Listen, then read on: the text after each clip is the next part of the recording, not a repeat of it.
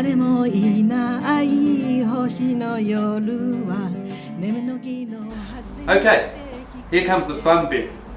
We've got our star. Now we want to put some colour on it. So we get our bit of tissue paper.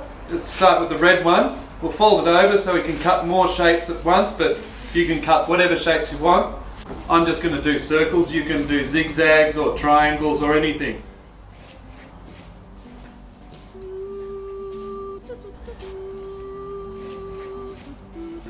Now, we're going to mix up, like we're doing paper mache, we're going to mix up some PVA. You can do some flour if you want, but we're using PVA here. So 50-50 approximately. 50 PVA and 50 water. Get your brush. Give it a swill. Then start sticking them on.